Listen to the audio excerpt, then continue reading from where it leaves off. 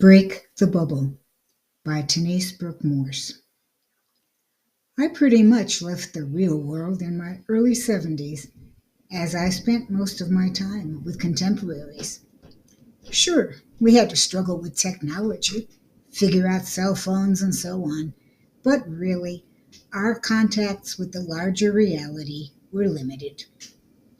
I was a writer, but had spent most of my life writing one book. Suddenly, political events forced me to try to reach out to the larger world, and wow! Try to look at it this way. If you're young, then this is the way things have always been. If you're not, I knew, of course, about the endless non-human loop you face when seeking customer service. I didn't know that AIs programmed to respond to keywords would block things you wanted to publish on social media. And if you appealed, no human reviewed the appeal, so the original block remained in place. I knew that Congresspeople generally tried to represent their state's concerns. But as the individual members of the House and Senate began to speak about large national issues, Social Security, Project 2025, I didn't know that if you tried to contact them, you'd get a form letter saying your address shows you're not a constituent, so never mind.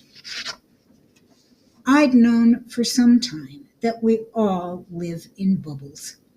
My bubble includes the community I live in, family, and friends. I rarely leave my neighborhood. But there are people in the news who supposedly represent my point of view. So I expected I could contact them with information I had about Project 2025 and Social Security. I wrote Rachel Maddow 3 times and never got past the screening process. People believe that because of the internet, everyone can network widely with people of like minds. Because of free speech, anyone can express their point of view. Wrong. Perhaps as a response to the internet, everyone whose name ever appears in the news now lives entirely inside a bubble. As a result, they are out of touch with the larger world. Their statements, their decisions, their actions are all based on the limited information available to them within their bubbles.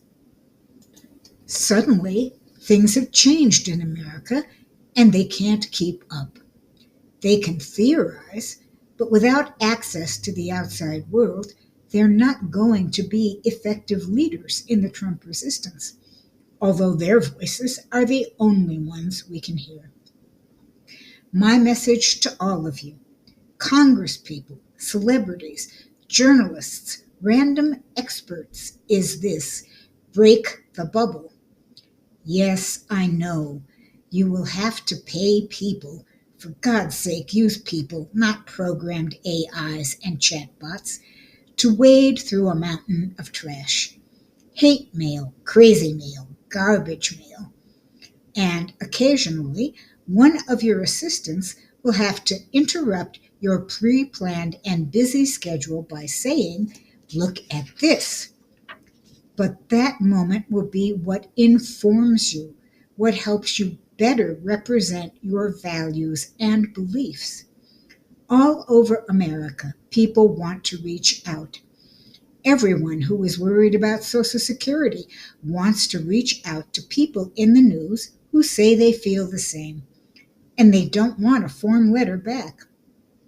People who understand Project 2025, or, like me, who lived through it before, want to contact you. If they can't, how can you judge the depth of their feelings or even guess at how many people feel that way?